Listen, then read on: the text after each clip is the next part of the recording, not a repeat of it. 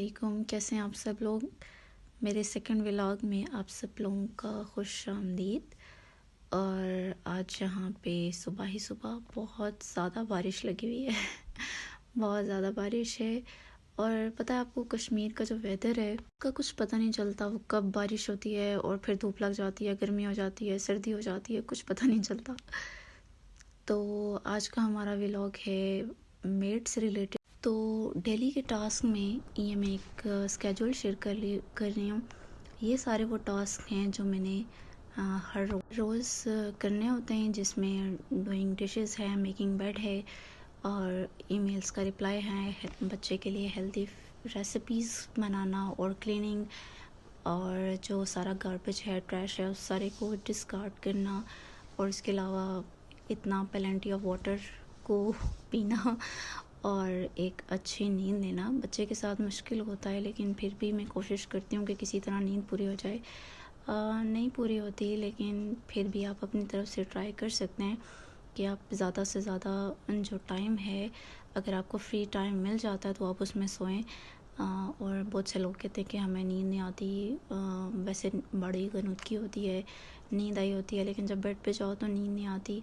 वो इसलिए होता है कि हम लोग काम में उलझे हुए होते हैं, हमारे माइंड में प्रॉब्लम्स चल रही होती हैं, और फिर हमारे हाथ में फ़ोन होता है।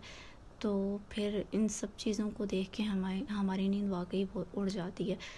तो ये सारे वो काम हैं, जैसे किचन में छोटे छोटे काम, छोटी छोटी चीज़ें, इन सारों को मैनेज करना, ठीक है। और जो आपकी जैसे आपने फ्रिज ओवन यूज़ किया और उसके बाद आपने उसको क्लीन किया, आपने आपके घर में जितनी भी इलेक्ट्रिकल चीज़ें हैं आपने उनको यूज़ किया, और फिर उसके बाद आपने उनको क्लीन कर दिया, ठीक है।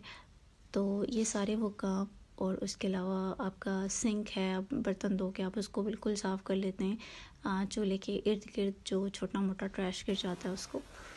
फिर उसके बाद वीकली टास्क है, उसमें आ जाती है डीप क्लीनिंग, और लॉन्ड्री है, वॉशरूम क्लीनिंग है, और मॉपिंग वगैरह है, और जो छोटी मोटी ग्रॉसरी आपने करनी होती है, और फिर जो मील प्रेपरेशंस होती है कि आपने अगला एक हफ़्ता कैसे गुजारना है, क्योंकि वर्किंग मदर्स के लिए ये बड़ा ही मुश्किल काम है, वापस आना और खाना बनाना और ये सब कुछ। तो अगर आप पहले से सब कुछ मैनेज कर लेते हैं तो फिर इतना मुश्किल काम नहीं होता।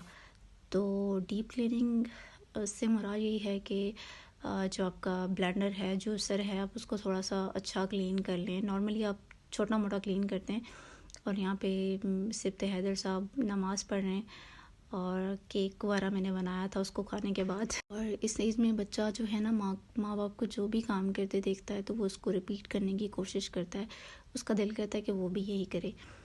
तो क्या कह रहे थे हम, हाँ, क्लीनिंग, ठीक है। आप थोड़ी ज़्यादा अच्छी क्लीनिंग कर लें, जैसे शेल्फ्स की, और थोड़े डब्बे वगैरह उठा के, और जो जो चीज़ें आपके काउंटर टॉप पे होती हैं उसको उठा के थोड़ा सा क्लीन कर लें टिश्यू के साथ, या कोई ऐसा आपने अलग से अगर कपड़ा रखा हुआ है या कोई किचन टॉवल रखा हुआ है उसके साथ क्लीन कर लें, और फिर उसको धो लें।